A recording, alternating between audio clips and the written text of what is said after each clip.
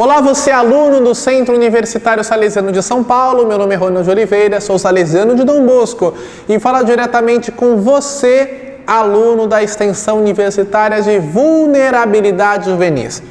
Percorremos até então um caminho longo, extenso, falando justamente sobre a questão das juventudes contemporâneas e adentramos na perspectiva da infância, na perspectiva do adolescente, no desenvolvimento desse adolescente, na perspectiva cultural, antropológica, social e nas últimas aulas adentramos mais atentamente a questão da família e o quanto ela é importante para que o ser humano seja ser humano. E a nossa última aula do eixo, vamos trabalhar diretamente com a questão dos desafios que essas famílias necessariamente enfrentam na realidade da nossa contemporaneidade. Vamos lá? Primeiro, para que a gente precisa entender que a família, ela está em constante desenvolvimento, em constante transformação. E essa transformação, ela fica mais elucidada a partir da segunda metade do século XX. E isso vai afetar o interior das famílias e geram alterações que são, de fato, importantes para nós e para o nosso estudo, que é justamente a questão das vulnerabilidades juvenis. Prestem atenção. As sociedades urbanas atuais, elas se organizam em torno da questão do consumo. Então, eu preciso trabalhar para que eu tenha, eu preciso trabalhar para que eu possa consumir. E se porventura aconteça alguma questão de desemprego, ou se porventura aconteça alguma questão que eu precise, de certa forma, pegar mais, comprar mais, consumir mais, eu preciso sacudir aos meus balaios para dar conta, né? Percebam aqui, o foco principal da atenção de homens e mulheres trabalhadores passa a ser sua manutenção na própria órbita do capitalismo, envolvendo preocupações em não perder o emprego e em manter inalterada a capacidade de consumo, por exemplo. Isso quer dizer que a nossa preocupação enquanto sociedade contemporânea, e isso se torna um desafio para as famílias, é justamente a questão do consumo. E do consumo exacerbado. Às vezes, porventura, nem precisamos de alguma coisa e nós compramos porque, como eu disse, a sociedade nos impõe. Para que eu seja, eu preciso ter. Aquele que não tem, não é. E isso, na cabeça do jovem, na cabeça do adolescente, que já tem por si só as bases desestruturadas, ocorre um grande perigo, uma grande problematização. Por quê? Veja só. Bom, eu trabalho, olha que interessante, o meu trabalho é para ter as coisas. Eu estudo, eu quero ser médico, por um exemplo, não porque para ser médico eu vou me colocar a serviço da população, mas eu quero ser médico porque eu quero ser advogado, porque eu ganho mais dinheiro, eu posso ter mais coisas. Percebam como os valores eles vão se invertendo? Eu trabalho para ter. Eu trabalho porque eu preciso consumir. E a família que porventura vive essas mesmas perspectivas, porque na televisão assistem talvez os mesmos programas, quando eu digo em canal aberto, aparecem as mesmas propagandas em redes de televisão, não é isso? Nas questões de internet, eu tenho as mesmas necessidades de calçar, eu tenho as mesmas necessidades de vestir. E aí, eu me deparo com roupas, eu me deparo com sapatos, eu me deparo com questões que, influem numa perspectiva social. Eu serei mais respeitado se eu tivesse celular. Eu serei melhor visto se eu tiver essa roupa. Eu serei melhor aceito se eu tiver esse sapato. E se eu não tenho, e tenho uma desestruturação, eu acabo, por algumas vezes, cair no desenrolar ótico dos atos infracionais. E como isso é sério. E nós vamos entrar na instabilidade econômica, que pode converter-se em instabilidade emocional. levando os sujeitos a um estado contínuo de vulnerabilidade psíquica, traduzidas em ansiedade, ambiguidade e incertezas. Olha que coisa! Nessa questão de ter, nessa questão de possuir, eu vou colocando em xeque o meu emocional. E eu vou tendo e ao mesmo tempo deixando de ter saúde psíquica, porque eu preciso entrar num patamar sério de que para ser eu preciso ter. E aí eu vou desenrolando problemas graves como... me fugiu o nome aqui. A depressão. Porque eu vou tendo, e tem uma hora que esse ter não me ajuda mais a ser. Eu tenho tudo, mas ao mesmo tempo não sou nada. E as problematizações humanas vão começando a surgir. Por quê? O meu setor econômico, ele vai de encontro com o meu fator emocional. E isso, cara aluno, cara aluna, é mais normal, é mais cotidiano do que você imagina. Dentro das realidades que não precisam necessariamente ser realidades periféricas, mas no centro também isso acontece. No centro também isso influi. Em famílias com poderes econômicos altíssimos. Né? Agora, dentro desse contexto, quanto mais agudas as dificuldades econômicas, percebam que eu estou sempre em volta da questão do econômico. Porque a nossa sociedade ela é capitalista e eu preciso responder a essa realidade. Eficazmente, normativamente, ou ineficazmente, ou normativamente. Mas, de alguma forma, eu preciso responder a essa realidade específica. E aí, quando eu entro nessa dificuldade econômica, que é aguda por vezes, e é vivenciada pelas famílias, maior é a sua fragilidade em cumprir os complexos papéis que lhes são exigidos. Os papéis familiares são complicados a partir do momento em que as dificuldades que são agudas ou crônicas vão surgindo e eu vou precisando dar conta, e aí os papéis vão se confundindo também por vezes. Percebam como quando eu olho distintivamente para um único setor, como isso é problemático, e aí eu não vou cuidando da integralidade, do integral que é o indivíduo, eu vou olhando para questões externas, para questões de posses externas, e não vou olhando para a necessidade interior da construção do desenvolvimento do próprio indivíduo. E aí, bom, eu me desenvolvo a partir da hora que eu tenho. Não é a partir da hora que eu tenho. Mas isso está intrínseco, infelizmente, ao nosso pensamento muitas vezes. A nossa cultura, nós nascemos embebidos dessa cultura, que nos torna humanos a partir do momento que temos, e se não temos, como é que vai ser? Eu sou excluído? Eu sou colocado às margens, e se eu não quero ser colocado à margem, eu vou fazer de tudo para estar no centro. Nem que eu precise infracionar, nem que eu precise cometer um ato infracional, mas eu vou estar no centro. Percebam como vai afunilando os processos e como isso é sério. Desculpa, eu fico nervoso porque eu me empolgo. Mas eu preciso que vocês entendam isso. Porque senão nós vamos começar a entrar no patamar das falas comuns. E aí nós não vamos entender o que ficou para trás da humanidade desses indivíduos. Eu vou ficar de senso comum e vou dizer, bandido bom é bandido morto. Jovem que comete ato infracional precisa morrer na cadeia, precisa... Não é isso, eu preciso olhar para a humanidade desse sujeito. De onde é que ele vem, qual é a perspectiva de futuro que ele tinha, o que ele precisou responder, e talvez responder com ato infracional para ser quem ele é.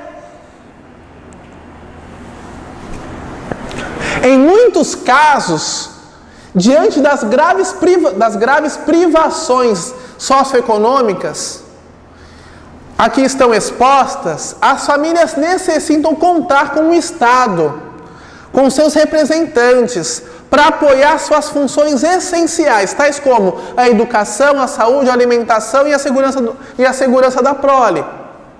Bom, se a minha família ela não dá conta sozinha, eu preciso do Estado.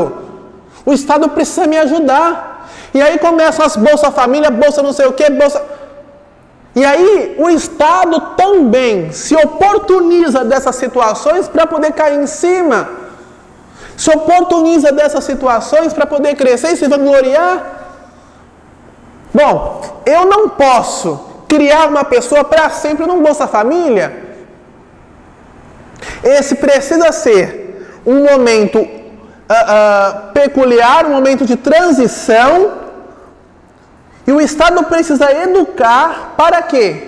Para que essa família, num determinado momento de sua vida, não precise mais desse auxílio.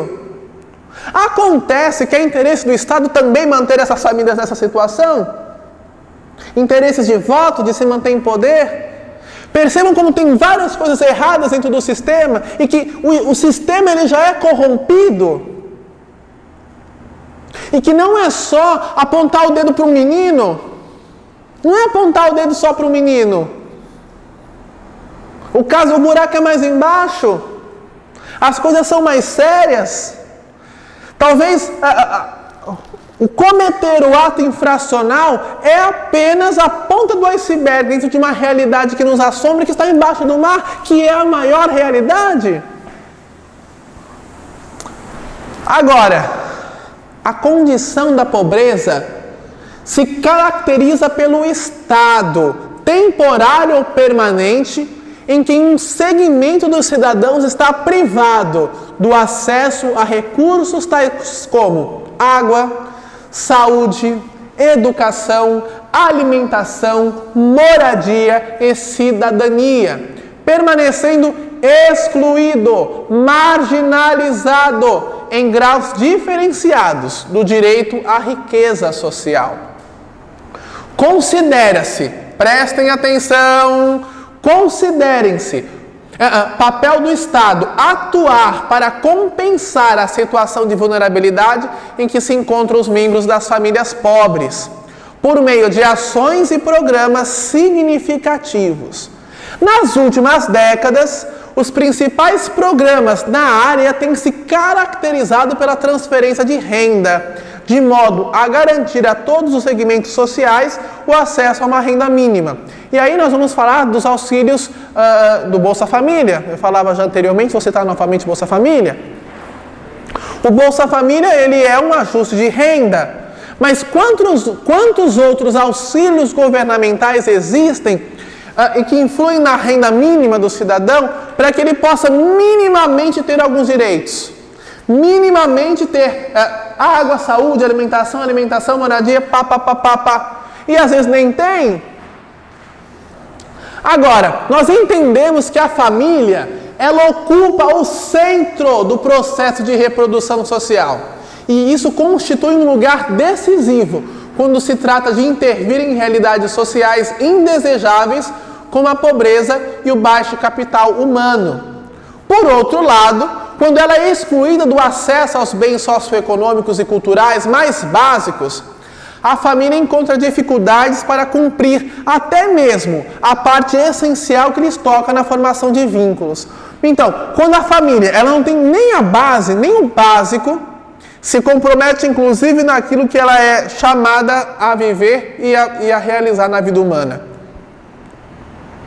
E aí ela precisa justamente do quê? De ajuda dos terceiros. Além do Estado, do terceiro setor. E aí ela procura obras sociais. E aí ela procura ONGs, organizações não governamentais. Ela vai procurando benfeitores. Porque a situação, ela se torna mais séria do que nós imaginamos. Esses dias eu visitei uma casa de uma criança, que havia uma criança de 2 meses, essa criança ela tinha como berço uma bacia de comer pipoca, por exemplo, bacia de roupa, sei lá o que você pode pensar como bacia. Sacolas plásticas sacolas plásticas e panos de prato. Era esse o berço da criança. Agora me diga, se uma criança dessa, se uma família dessa, ela tem um mínimo essencial para ser família e conduzir os processos de desenvolvimento dos cidadãos que lá estão. E são famílias que talvez nem o Estado conseguiu chegar. Nem o Estado conseguiu chegar.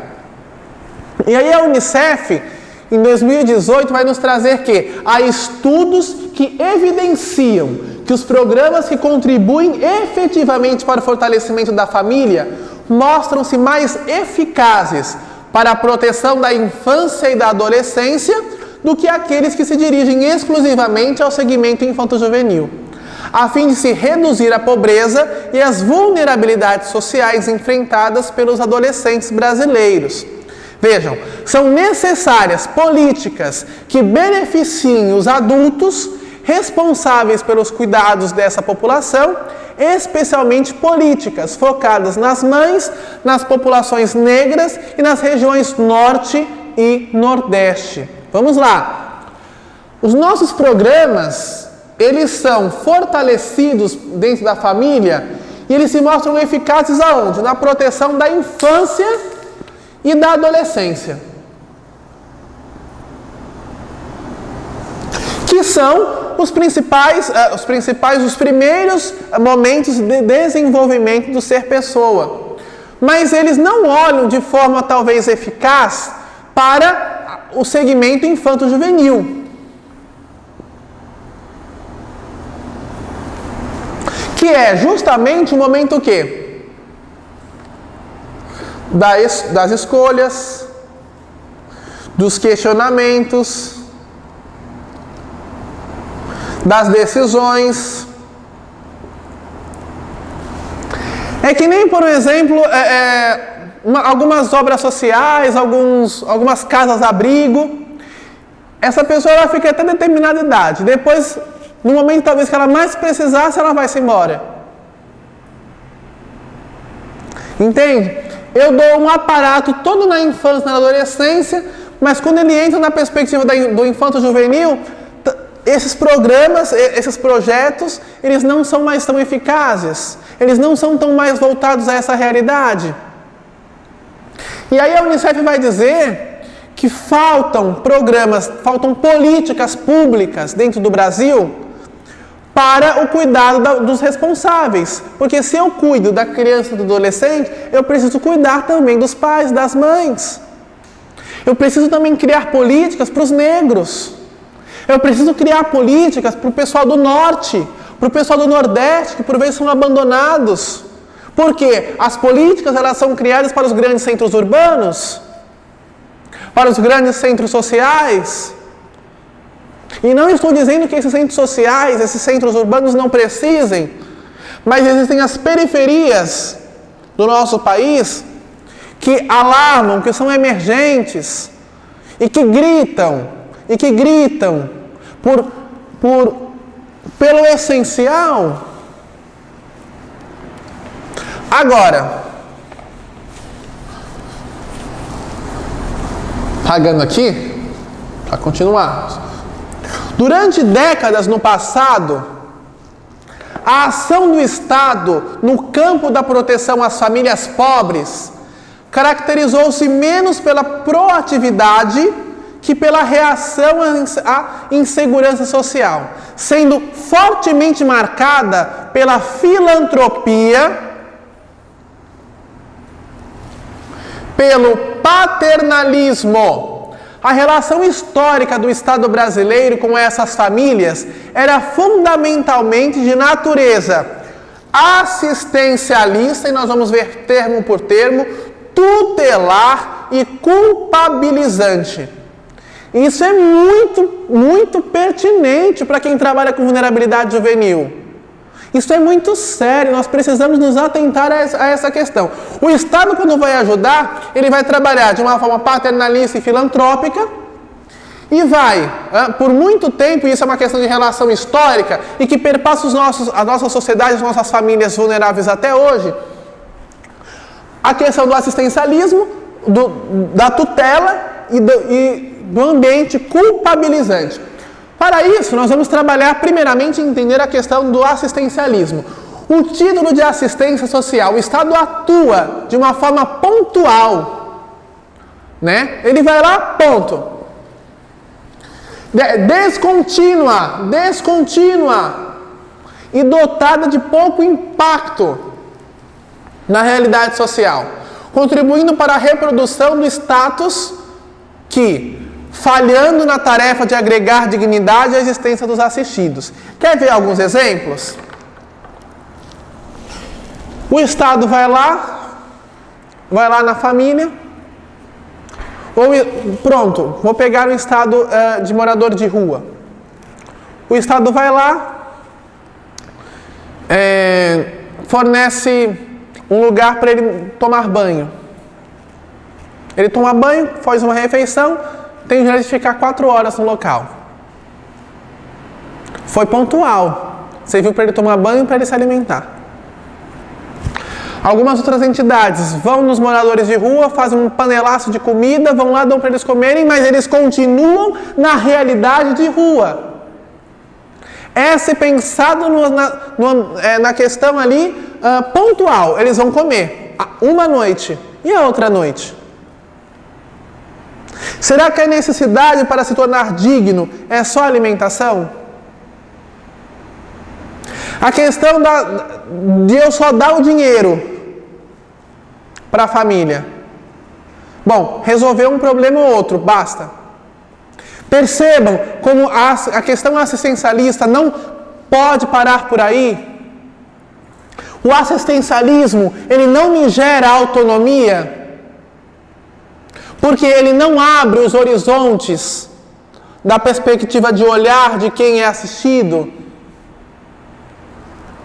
E às vezes, me desculpem se sou muito franco, mas às vezes para o Estado é bom ter pobre.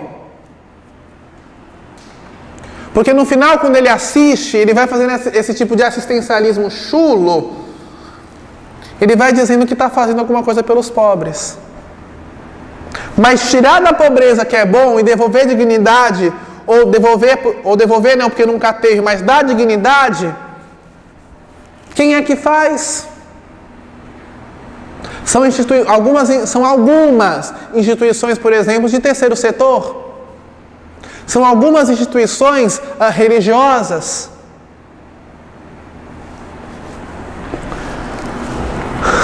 Me desculpem se eu fico até vermelho falando, mas é que tudo isso mexe com a estrutura dos jovens que nós estamos acompanhando, que nós vamos acompanhar. Agora, a questão da relação tutelar, o Estado tutela as famílias. E isso destitui a sua autonomia como unidade de vida humana. Porque eu vou colocando num cabresto, eu não vou abrindo a perspectiva de olhar e de dignidade, ele está sempre ali comigo. Ele está dependente, eu faço da pessoa dependente. Eu não faço da pessoa autônoma. E é isso que acontece, por um exemplo, dentro de muitas instituições de cárcere juvenil, de internação juvenil. Eu não educo esse jovem, eu não educo esse adolescente, eu não educo a família para a autonomia. Eu educo para a dependência. Quando ele sai da internação, ele continua dependente do Estado. Quando ele sai da internação, ele continua dependente da unidade de internação, porque os documentos estão retidos e só saem depois de 2 meses. Eu continuo dependente do Estado porque eu não fui educado a conseguir um emprego. Eu fui educado a continuar com Bolsa Família. Eu não fui educado a perspectiva de estudo porque eu tenho ali um prato que me sustente, um alimento que me sustente, um dinheiro que me sustente, que eu recebo, então basta. Eu não sou percebam como isso acaba se tornando problemático também dentro das realidades sociais que o nosso país enfrenta, e é cada vez mais profundo tudo isso. E cada vez mais famílias se enquadram em realidades tutelares pelo Estado, e que por muitas vezes para o Estado isso é bom, porque apresentam-se números em eleições. O Estado ajuda tanto isso de pessoas, ou seja, é interesse de algumas famílias permanecer nessa situação, de outras não, de outras buscam ferozmente autonomia, mas outras permanecem nessa situação. E para o Estado é ótimo, porque ele apresenta números, relatórios. E depois a culpabilização traduz-se no quadro em que as ações de governo, em vez de promover cidadania, caracterizam-se por instituir entre os pais grande carga de culpa. Bom, se a sua família está desse jeito é porque você não procura emprego. Se a sua família está desse jeito é porque você nunca estudou. Se o seu filho, sua filha infracionou, se seu filho ou sua filha cometeu um ato infracional, isso é culpa sua.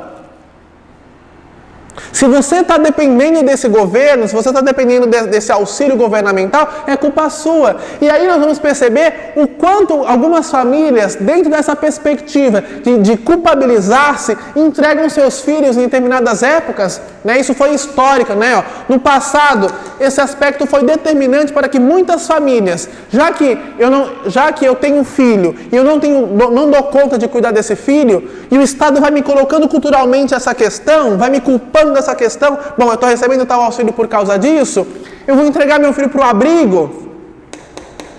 No passado, esses aspectos foram determinantes para que muitas famílias optassem por entregar os próprios filhos aos cuidados de abrigos e unidades da Fundação Estadual do Bem-Estar do Menor, por exemplo, a antiga FEBEM, movidos por crenças de que, aos cuidados do Estado, teriam melhores condições de desenvolvimento social. Gente, isso acontece ainda hoje. Isso acontece dentro da nossa normativa social. Olha os desafios pertinentes às famílias desestruturadas. Os desafios permanentes das famílias cuja vulnerabilidade social é o seu forte. E aí nós desencadeamos onde? Nas mudanças sociais que marcam a sociedade brasileira a partir do movimento de redemocratização na década de 80. E isso culmina o quê? Na institucionalização do sistema de garantia de direitos da família, da infância e da adolescência, lá em 80. Com isso, a relação entre o Estado, a sociedade e as famílias vem se alterando profundamente. A partir da década de 80, justamente com esse sistema de garantia do direito da família, o Estado vai olhando a família sob uma outra ótica.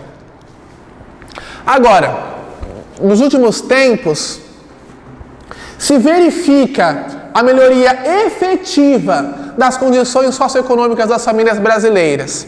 Tanto é que em um dos nossos governos, o Brasil sai do ranking da miséria. O Brasil sai da perpetuação dos miseráveis, dos que têm muita fome. E aí, entretanto, nós vamos observar que os processos que atingem positivamente alguns estratos da sociedade, e aí a gente traz aqueles que se veem em posição de mais conforto e segurança, expõem outros estratos a uma situação de desigualdade ainda mais aguda. Situações que tendem a ser camufladas ou naturalizadas, quando se opta e quando se aponta a elevação das condições econômicas em todas as classes sociais da população brasileira. Bom, eu sou rico porque eu trabalho. Se eu tenho gente muito pobre de um lado, eu tenho gente muito rica do outro. E para nós isso é natural. A nossa construção cultural nos aponta como algo normal, estrutural, cujo problema está talvez em quem não quer trabalhar, no vagabundo que não levanta da sua cadeira, da sua cama para poder trabalhar. Será que está aí mesmo a problematização? Será que a grande chaga econômica do nosso país está nisso? Porque de um lado, se eu tenho muita pobreza e aponto muita pobreza, do outro lado eu tenho muita riqueza. E são riquezas exacerbadas. Vamos para os dados. 26,5% da população total do Brasil, 26,5% da população vivencia a situação de pobreza. 26, gente, é mais do que um quarto da nossa população. E 4% está abaixo da linha de extrema pobreza, de acordo com a síntese do IBGE de 2018. Ou seja, isso é recente. 26,5% são muito pobres, né? Estão em situação de pobreza. E 4% estão em miséria. Além da pobreza, também se identifica a desigualdade de renda em nosso país. Os 10% mais ricos os 10% mais ricos do país chegam a receber 17,6 vezes mais que os 40% mais pobres.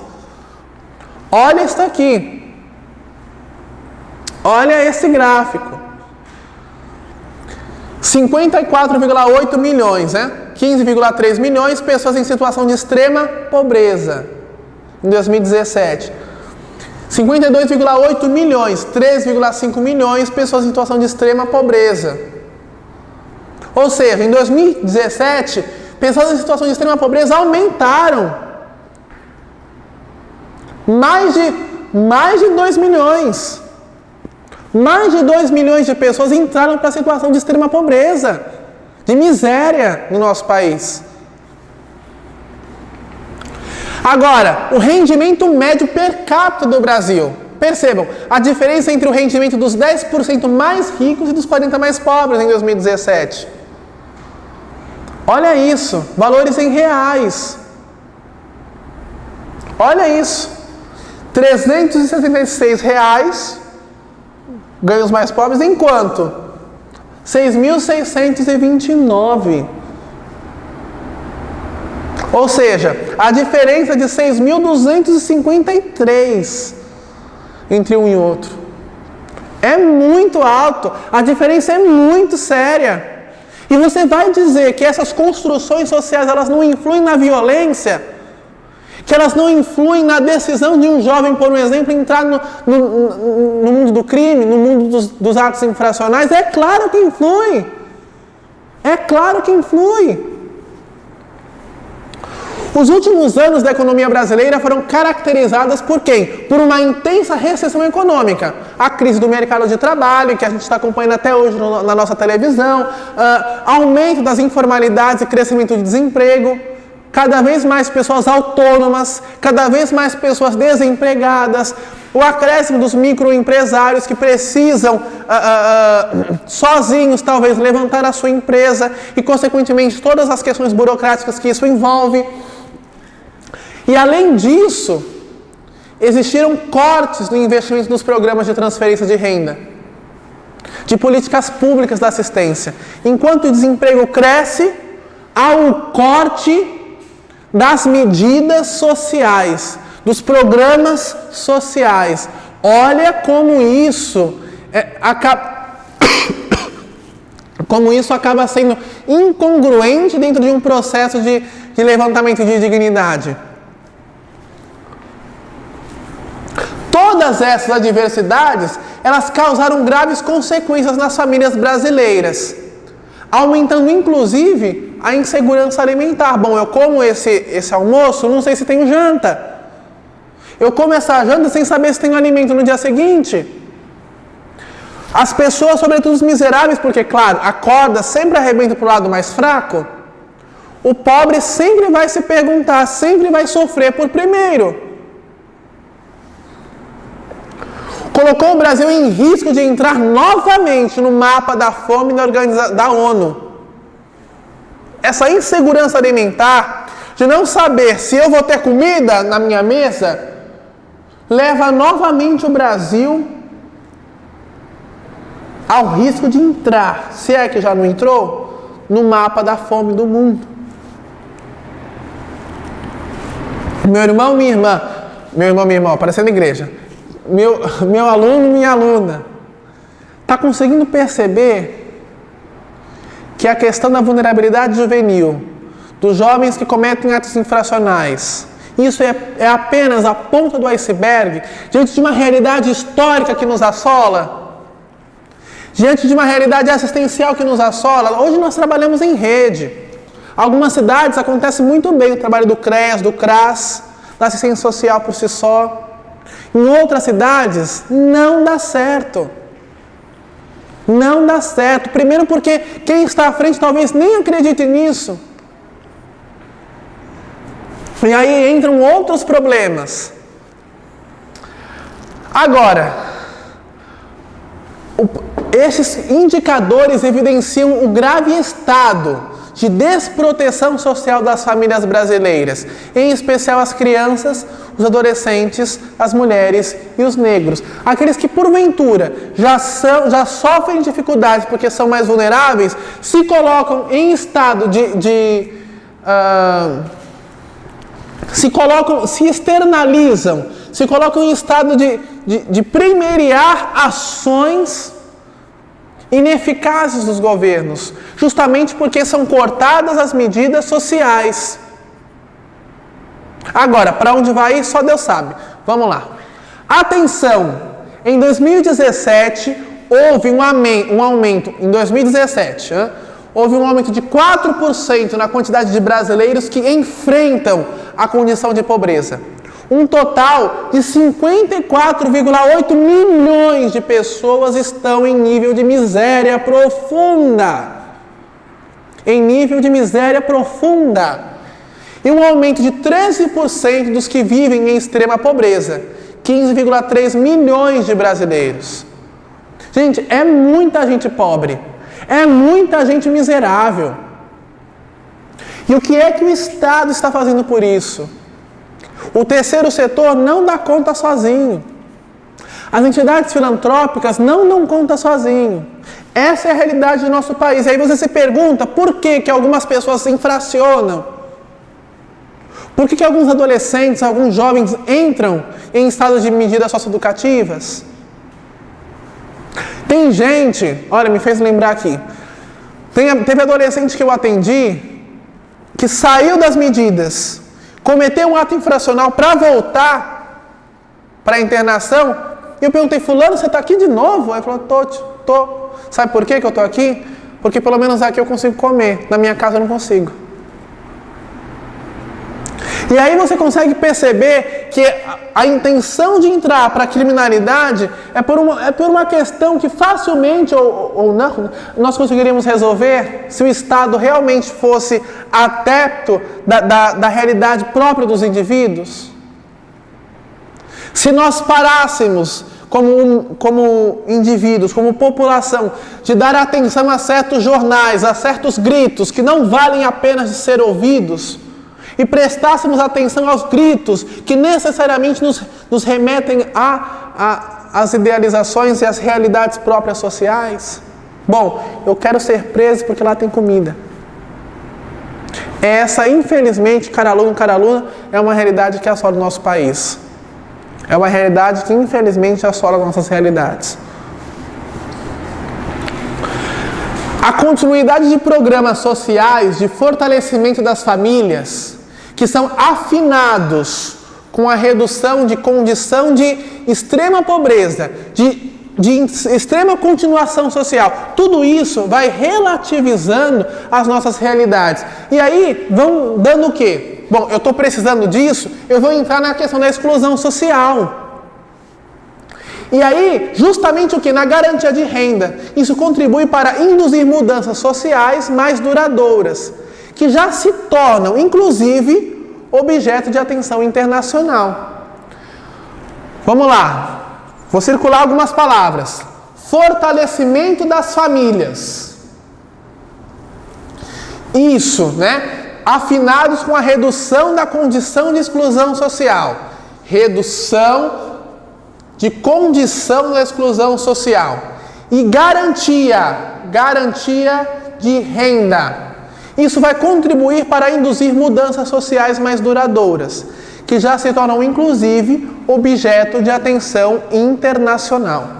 Agora, além de um conjunto de iniciativas relevantes exercidas da parte da organização da sociedade civil, que excede definitivamente, claro, um espaço deste texto relatar exemplos de ações diretas do poder público, são os programas na área de saúde e, mais recentemente, os programas de previdência, que são extensivos às mulheres, entre os quais a licença maternidade de 180 dias.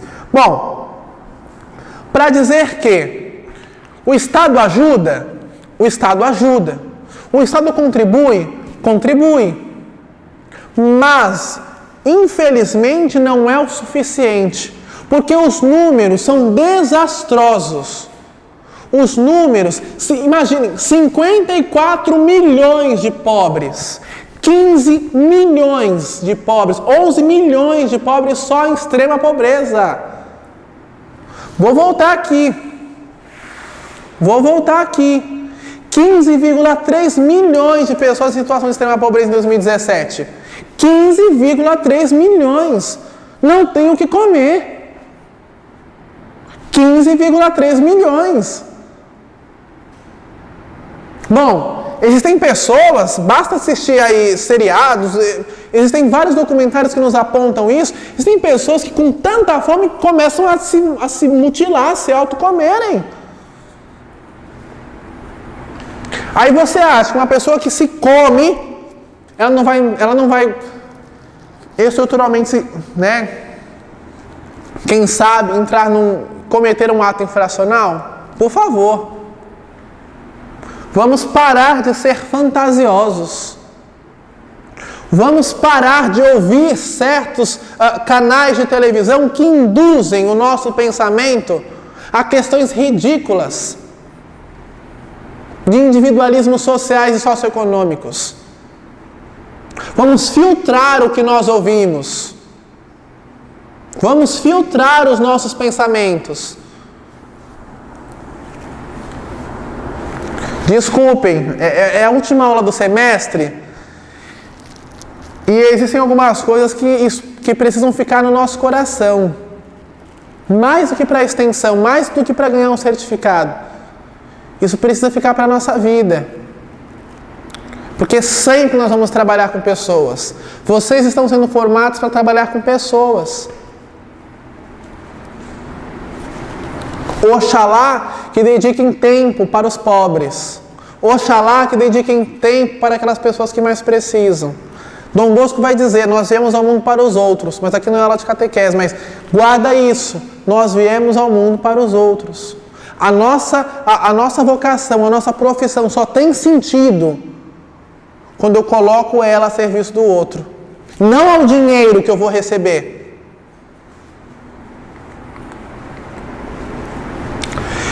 É importante, cara aluno, cara aluna, ressaltar que nas distintas políticas e programas sociais persiste uma tensão latente entre interesse coletivo e interesse e limitações de naturezas econômicas.